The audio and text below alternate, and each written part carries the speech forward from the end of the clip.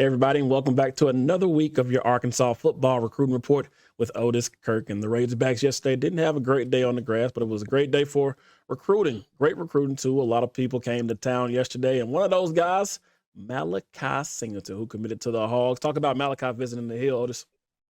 Yeah, Malachi came committed to Arkansas back in April the 25th.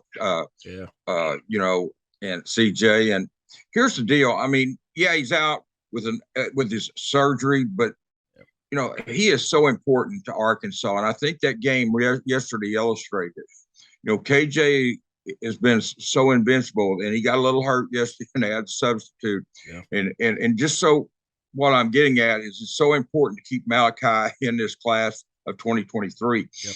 I don't think there's any question he's going to sign with Arkansas, but till he does, there's always a chance some school can come in and try to grab him. And he's the one recruit. There's a bunch of them, but he's one recruit that you cannot lose. I mean, he is going to be so important to this team because the backup situation behind KJ at Arkansas is really, it's not the best situation right now. And so that's why it's so important to get Malachi on campus and keep him, and get him with the team and let him, learn from KJ if KJ returns for another season, and just let him have a good career here because he's a very important recruit to Arkansas. Down there at North Cobb, he has passed for 4,168 yards, 40 touchdowns, and only 12 interceptions. He's rushed for over 2,300 yards and 53 touchdowns. And those are great stats. And he's a four-star quarterback. He's the type kid you've got to have in this program. He would be the perfect replacement eventually for KJ. And that's why I'm going to bring him up today because, yes, he was here yesterday, had a good time, but you want KJ. You want Malachi to be in this class, be comfortable, and have a good career at Arkansas because I think he's so important. He is perfect. I've had so many other commitments and recruits tell me that Malachi is the perfect quarterback for what Arkansas likes to do. There may be higher ranked quarterbacks out there, but for what Arkansas tries and wants to do with a quarterback, he is a perfect one. And I agree with them 100% on that. I agree with you as well. Leaving the door open, like you said, gives an opportunity for any team to sign him. Hopefully he signs with the Hogs. And I hope his injury, I hope he comes back from his injury and is, getting from that injury. It's a huge injury, but hopefully he comes back and gets back on his feet and signs with the Hogs. And he wasn't the only, committed Hog that visited the Hill yesterday. It was a couple more. Kane Archer and Walker White also visited the Hill. It was a huge game yesterday. Alabama, number 2 team in the country, and Georgia was just down the street in Missouri. So this is a huge game here at the Hill. Yeah, and Alabama's moved up to number 1 today after beating Arkansas, and Georgia struggling against Missouri. Yeah, Kane Archer. Let me start. Kane Archer is a 2025 quarterback from Greenwood, and he's backing up Hunter Houston this season. He's just a freshman, playing varsity football. But Kane has 35 of 58 for 468 yards and 6 touchdowns this season. Rushed for 70 yards and a touchdown. But he's got a great future ahead of him. He's in the 9th grade. When he was in the 8th grade, he started getting offers. He's close to 10 offers now or something like that. Oh. And Kane is the type of kid that you want to definitely keep in the state. And Walker White is 6'3", about 25 pounds from Little Rock Christian. He's got a ton of offers. He was here yesterday. Arkansas makes a lot of sense for him because he's had some brothers play here and stuff. And his dad was a very good golfer at Arkansas. But Walker is being heavily recruited by Ole Miss and Florida and others. And he's going to have a lot of options on the table. He is 2024, by the way. And I think I said it with Kane is 2026. I think I said 2025 on Kane, but he's actually 2026. But those are 2 in-state quarterbacks that Arkansas has offered. There's a couple in 2025 they've offered as well. But, we can't talk about everybody each segment on here. So I wanted to point out those 2 kids today, Walker and Kane, and they were at the game yesterday. But it's just Arkansas has got to get a little bit more depth in that quarterback room. And it's a catch-22 because what happens when you get quarterbacks and you stack them up, then they hit the transfer portal. That's one position. It's hard to build depth with the transfer portal now. And that's why you see schools like Arkansas going to the transfer portal to get Felipe Franks, going to the transfer portal to get Cade Fortin, going to the transfer portal to get Nick Starkel, going to the transfer portal to get Ben Hicks. It's kind of a revolving door. You recruit them out of high school, Lucas Coley transfers to Houston. You know, who knows what Malik's going to do. So, I mean, this is a situation where it's kind of a revolving door, and that's why it's so important to be able to recruit quarterbacks, get them on campus, and hope some stick. You know, KJ Jefferson could have easily taken the transfer portal and the easy way out, and he chose not to do that. And that's what you want in quarterbacks, kids that will stay in the program. And that's what KJ Jefferson did. That's one reason I will always respect that kid so much for that, CJ, is he could have easily just, when they got Starkel, Hicks, and Felipe, he could have said, I'm out here. Instead, he really learned he learned from Felipe Franks, and that made him a better quarterback today, while he learned from Felipe. He had a big season last year, and he's off to a good start this year, you know. And as a quarterback, you'll never please everybody. But people's got to understand KJ Jefferson is a difference maker, and he's a very good quarterback for Arkansas. Without him, they'd be in a world of hurt. And I'm serious. They would be in a world of hurt.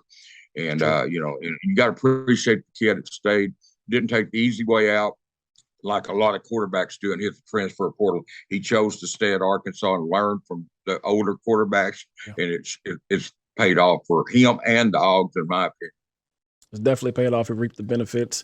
Went down there to Tampa, Florida last year, won the Outback Bowl, was the MVP. And now he's leading the team right now as we speak. I mean, they're 3-2 on the season, just lost to Alabama, but I mean, 3-2.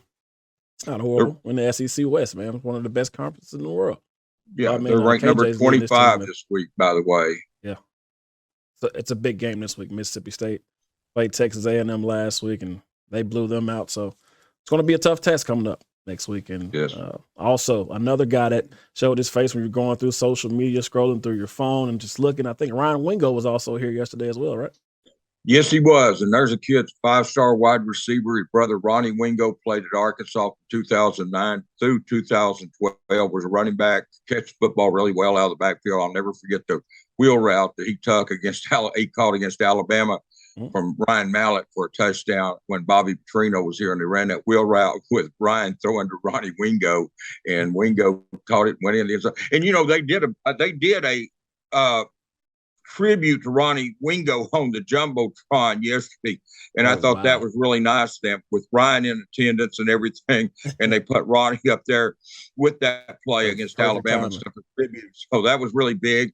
Ryan has got a ton of offers. I mean, he's got over 30 offers, as you would suspect. He's 6'2", 198 pounds. He can go basically any school in America he wants to. Miami's hard on him. Michigan, Arkansas, Texas A&M, Notre Dame, Oregon, you know, Missouri's trying. I mean, they're all trying to get him. And at the end of the day, Ryan Wingo will go wherever he wants to go to college. CJ, it's that simple. He's that good. He's that heavily recruited. He's that heavily ranked, and he can get it on the field. So Ryan Wingo is one to definitely watch. He's 2024, by the way. I don't think I said that. He's 2024. So he's a junior in high school right now. And he's one that Arkansas really got targeted for that 2024 class. And they're trying to really bring in a great class in 2024 and also in 2023. Obviously, they're trying to do that every year.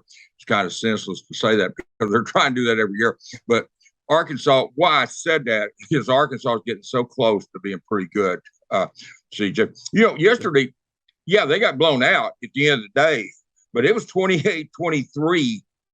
Alabama faced a 3rd and 15 at their own 20. Yeah. What if Arkansas gets Mill Road down there and they have to punt, and Arkansas is only down 28-23? I know that's woulda, coulda, shoulda, what if, you know, and you know, but I'm just saying it's not that far fetched that if they force Alabama to punt there, who knows what happens? That's true. And then today Alabama has moved up to number 1 in the polls after Georgia struggled. So that's how close Arkansas is getting. They're not getting beat 40-0 at halftime, 41-0 at halftime, like when the previous coach was here by Alabama, getting beat 50-something-0. Arkansas is frustrating for Arkansas fans. I get that, but Arkansas is so close to being a good team, and that's why you want to look at the Kane Archers. Yeah. You want to look at the Malachi Singletons, the Ryan Wingos, the Walker Whites, because they're so close. Yeah. And these are difference makers we're talking about here today. These are not your run-of-the-mill players that anybody could talk about. These are athletes. These are elite athletes and football players. And that's why we're talking about CJ. And it's so important that Arkansas gets their share of those, because I firmly believe, and maybe I'm wrong, but I firmly believe Arkansas is very close to being a very good football, a very, very good football program. Oh, no, you're definitely right. Third quarter was huge for the Hogs. Many people forget it was 28-23 ball game, like you were talking about, going to the fourth quarter. And then things just changed. Within, two big plays, 70-yard plus runs. Things switched quick. Yeah, they had all the momentum. CJ, they had dominated Alabama in the third quarter. They had completely dominated Alabama in the third quarter. And if Milroe doesn't go for 77 yards to the Arkansas 3 and they have to punt there, God knows what would have happened. I don't know, and it might not have changed a thing, but it would have been fun to see. That's what I'm getting at. Yeah, and a lot of recruits saying that as well. I mean, coming down to say Alabama, if you're fighting those guys all the way in the third quarter, in the fourth quarter, just couldn't get things done. I mean, you're right there, like you said, just couldn't get over that hump yesterday, but hopefully they can get over that hump next week when they face Mississippi State on the road. And also, every time I talk to you, Otis, I feel like this recruiting class keeps getting wider and wider and wider. And it looks like Grant Carnes could be a part of the recruit class moving forward. Yeah, Grant's a 2025 wide receiver, and I had the privilege of Coach Chris Young. Great person, man, great coach. He let me come down Tuesday and just have his office and interview Carnes and those guys. Brought in all the players I asked for pictures. Coach Young just bends over backwards for these kids, and he goes that extra mile. And when a high school coach does that, Jeff Conwell hits Shiloh's another. There's a lot of them. I shouldn't be singling out these guys, but Grant Carnes is about 6 foot, receiver, 200. He's the one that went up and got that ball from Kane Archer against Northside on the Hail Mary at the end of the game. Right. Grant went up, he's got a 37, get this, he's in the 10th grade, he's got a 37-inch vertical, runs a 4.5 140. Oh, wow. Has a ton of catches this year. I mean, a bunch. He had 10 touchdowns going into Friday night's game against Greenbrier. I don't know what he had in that game, but I do know that Grant is definitely one to watch. He's an elite athlete. He plays football, is a star for Greenwood, one of the best receivers in Arkansas in the 10th grade. He plays basketball, started on the 9th grade team. I don't know if he'll start for the varsity on high school, but he did for the 9th grade team, but he'll certainly be I bet you he gets a lot of playing time if he doesn't start. He's a heck of a baseball player. He plays for the Arkansas Sticks travel baseball team. That's an elite baseball travel team. They only have the best of the best on that. And this kid plays for the Arkansas Sticks. So Grant Carnes is your typical he's not typical. I mean, he's your great athlete from a small town, Greenwood, and he's going to get a lot of publicity in the next 3 years. They had Drew Morgan from that school. They've had Grant Morgan. They've had Lucas Miller. They've had Tatum Owenby. I know I'm leaving people out, but they've had a bunch of players from Greenwood that have come through there, came to the Hill and had success. But Drew Morgan set kind of a model for Grant Carnes to pattern after. Drew came from Greenwood, wasn't really heavily recruited, did get some offers at the end from Auburn and Arkansas State, Arkansas, and some of those schools. And he came to Arkansas and had a great career. Once an injury happened up here to an older receiver, Drew got his chance to play and ran with it and never looked back. And that really gave Grant Carnes something to look at and model his game after, and to set his goals in a similar fashion. CJ is what I'm saying, and do that. So yeah, I think Grant Carnes has a great future. He's a kid I love, and that program down there is really off to a great start. They're 5-1, I believe 5-1 this season, and they're rolling. They've got some tough games coming up against Walker White and Little Rock Christian, Pulaski Academy, Lake Hamilton, and Russellville are the 4 games they've got left at Greenwood. And I promise you, if anyone goes and watches that, Grant Carnes will put on a show.